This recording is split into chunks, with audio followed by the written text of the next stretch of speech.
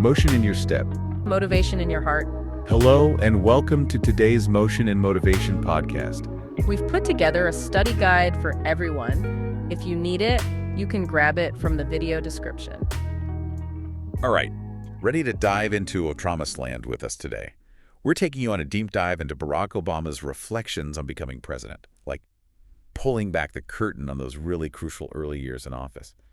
It's not just a history lesson, though. No, not at all. It's a look at leadership under pressure, straight from Obama himself. You know, what's so fascinating about A Promised Land is it's not just him, recounting events. It's full of his own introspection. Yeah. What was going through his head as those huge decisions are being made? What were his doubts, his moments of hope? It's a really unique perspective on what it takes to lead, especially with those stakes so high. Okay, let's unpack this a little. One thing that really jumped out at me was how Obama talks about not coming from a political family. Right. Like his grandmother, too. She was all about being, a well-informed citizen. Kept up with the news religiously, considered it her civic duty. But she wasn't out there, staging sit-ins or anything. Definitely an interesting contrast because it seems like that kind of grounded upbringing really shaped Obama's view of politics in a lot of ways. Because he has those experiences from his family, his grandmother's very practical liberalism. But then later on, he's thrown into these really intense academic debates about politics. Right. Theoretical discussions about how things should be. And you can see him in the book really wrestling with that. Yeah. How do you reconcile lived experience with those kind of lofty ideals? And that kind of ties into this whole idea of America that Obama keeps coming back to. Yeah. He sees the country's flaws, obviously the injustices in its past, and yet there's this really deep attachment to its promise. It's like he's holding these two almost like opposing ideas in his head at the same time. It's really complex. Well, I bet a lot of us can relate to that. Oh, absolutely. That struggle with American exceptionalism, it's so relatable. It's that challenge of acknowledging the shortcomings while still believing things can get better. I mean, it's something anyone who's grappled with their own country's complexities can understand, right? Oh, totally. And you can't talk about Obama's journey without mentioning Michelle. Right. Even early on, she's this grounding force for him. She's pragmatic, even skeptical at times about his ambitions. Which, let's be honest, super relatable for anyone who's been the more practical partner in a relationship. Oh, 100%. Am I right? Yes. There's this one line that stands out where Michelle says she wishes she had his optimism. Oh, wow. And it speaks volumes about their dynamic. She keeps him grounded, makes him think things through, even when the thing he's thinking about is, running for president of the United States. Which, speaking of, wasn't some lifelong, meticulously planned climb to the top. Obama actually describes his path to the presidency as almost accidental. Really? Can you imagine? It's remarkable, isn't it? Stumbling into the biggest job in the world. He talks about this disgraced congressman and how that conviction created this unexpected opening. Wow. And once again, Michelle plays a key role here. Of course, yeah. She's not just along for the ride. She pushes him to articulate why he wants to be president. Right. Not just about ambition, but about purpose. And it's not all like sunshine and roses either. Right. He talks about becoming, and I quote, the grumpy candidate, exhausted, worn down by the campaign trail. Yeah. It's a surprisingly human detail, Yeah. You picture the future president of the United States. You don't necessarily think about him getting hangry on the campaign bus or whatever. It's a great point. It reminds us that even someone aspiring to the highest office is still human, right? Yeah. It also highlights how grueling campaigning can be. The constant pressure, lack of sleep, the endless demands. It's not all inspiring speeches and cheering crowds. It takes a toll. Oh, for sure. So picture this, okay? Obama is seriously considering running for president, right? And he decides to seek advice from Takena. Wait for it. Senator Ted Kennedy. Oh, wow. Talk about a political heavyweight. Yeah. I would be taking notes like crazy. It's a pivotal moment in the book.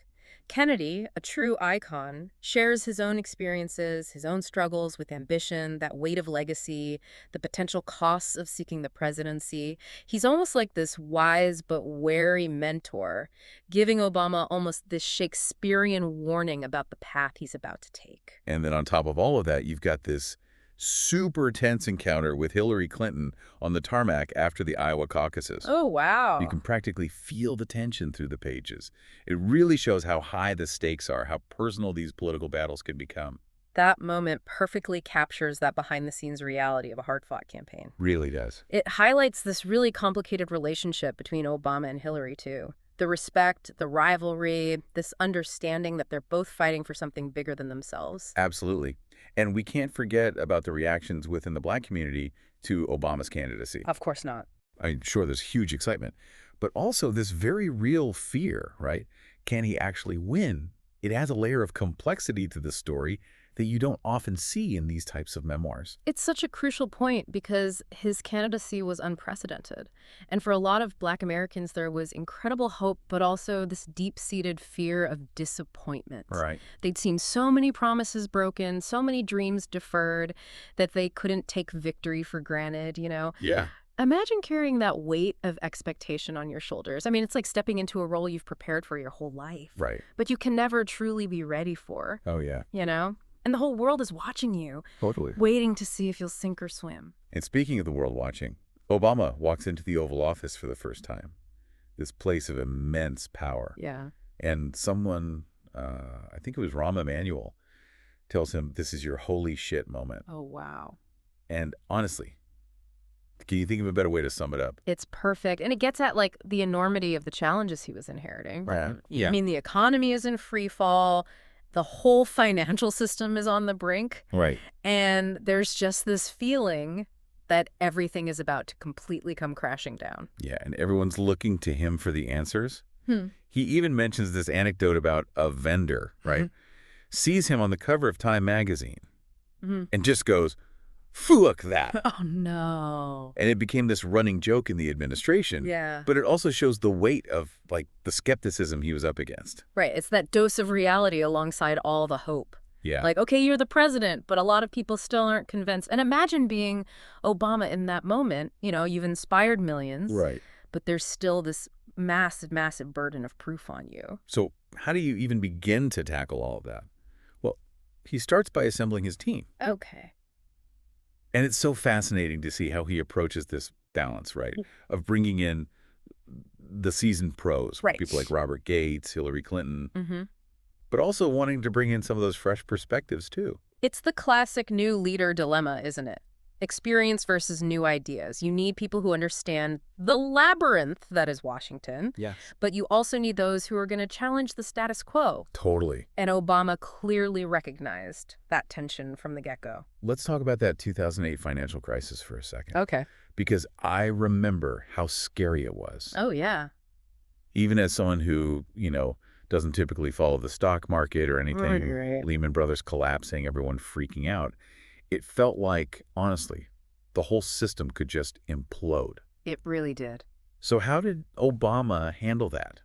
The pressure cooker of decision-making in a moment like that. It's the ultimate trial by fire. And in the book, Obama doesn't shy away from that at all. Right. He talks about the weight of those choices, the uncertainty, the feeling that they were kind of making it up as they went along to a certain extent. Right. He was learning on the fly, but you also see this incredible capacity for processing information, seeking out different viewpoints, and then ultimately making the call. Yeah. And it wasn't just happening in a vacuum either, right? It's not just America's economy that's in trouble. Right.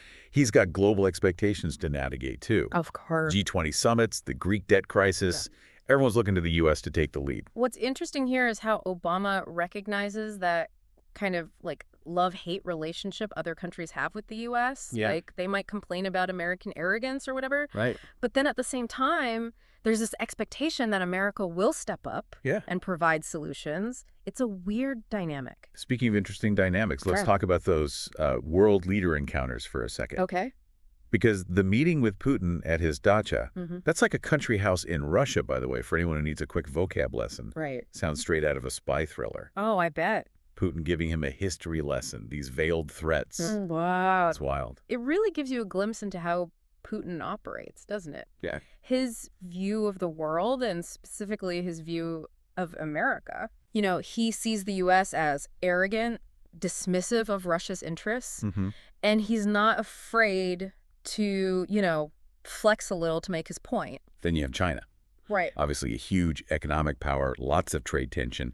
But Obama has this interesting take that I think is worth highlighting. Okay. He recognizes that a prosperous China is ultimately better for the world than a chaotic one.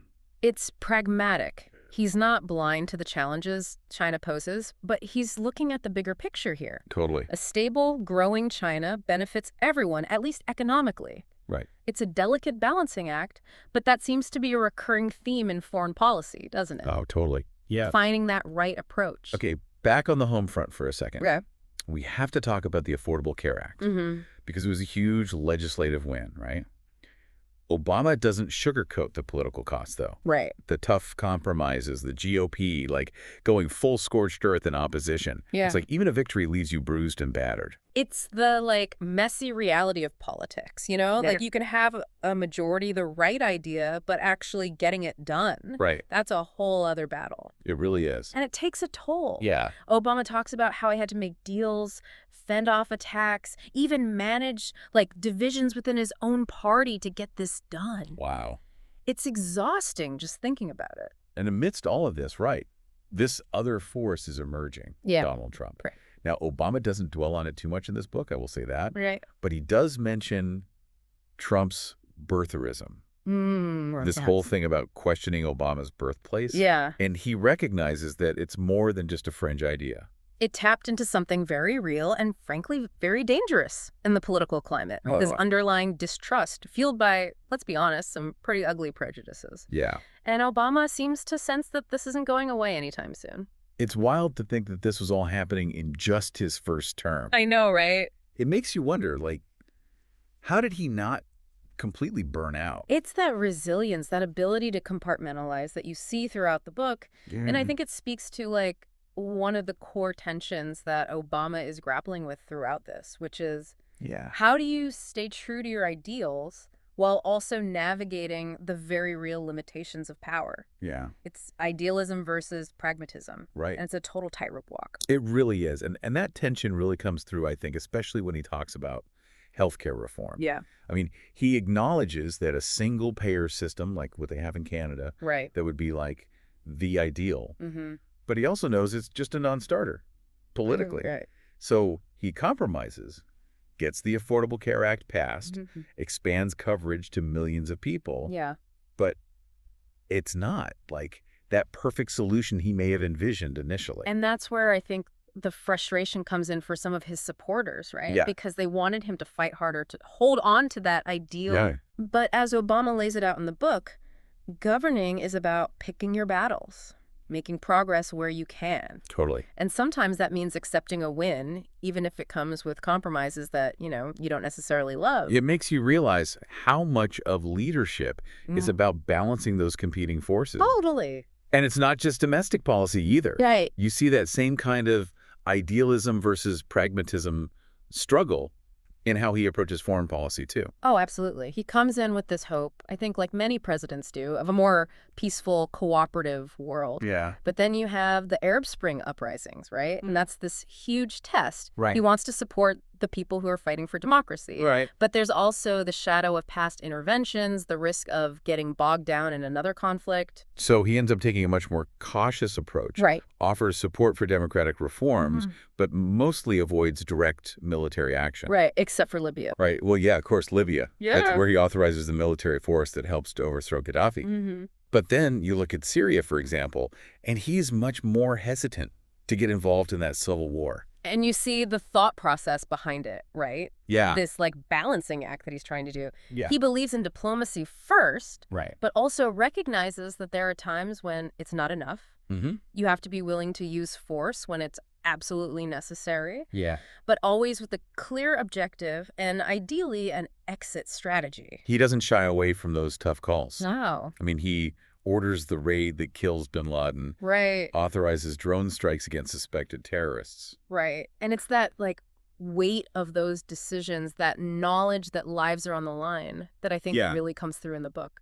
Totally. And I think in this book, more than maybe some other presidential memoirs, you really see this sense of him constantly reflecting, constantly questioning, Yeah. trying to reconcile his actions with his values. And it's incredibly humanizing. It is. And I think that's what makes A Promised Land so compelling. Mm-hmm. It's not just a political memoir. It's this really introspective look at what it means to lead with integrity, with hope, but also with a very clear understanding of like the world's complexities and Yeah. how those things don't always line up neatly, It's a heavy book, Yeah. but also strangely hopeful. Yes. And I think that's ultimately what I took away from it, was this reminder that Yeah. even in the face of these really immense challenges, Yeah. even when you're surrounded by, cynicism and division, that progress is possible. Mm-hmm. It might be messy, it might be incremental, Right. but it is there. So for anyone listening who's feeling maybe a little disillusioned with, well, everything right now, Yeah. pick up A Promised Land. It's a good read. And it's a reminder that leadership matters, Yes. that individuals can make a difference, and that even amidst the chaos, there's always, that flicker of hope for a better future. It's an invitation for all of us, I think, to reflect on our own roles in building that future. Yeah, for sure. And to ask ourselves, what can we do, even in our own small ways, to kind of live up to that promise? That's the power of a book like this, right? It's not just Obama's story. Right. It's this call to action for all of us. I love that. Well, on that note, I think we'll wrap up our deep dive on A Promised Land. As always, thanks to our expert for joining us, and to everyone listening, thanks for coming along for the ride. If you enjoyed this video, don't forget to hit the like button and subscribe. That way you won't miss any of our updates. Also, if you think this video could help others, please share it with them. Thanks for watching and for your support.